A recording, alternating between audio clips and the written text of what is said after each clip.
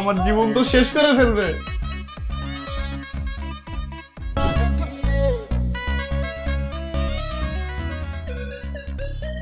কি ব্যাপার, আপনি বাচ্চা নিয়ে রুমে এলেন কেন? আর বাচ্চা কোথায় পেলেন?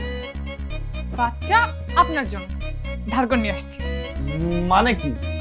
আপনি এখনো বুঝেন নাই নাকি না বোঝার ভান করছেন? না না, বুঝি নাই, বোঝাই বলে।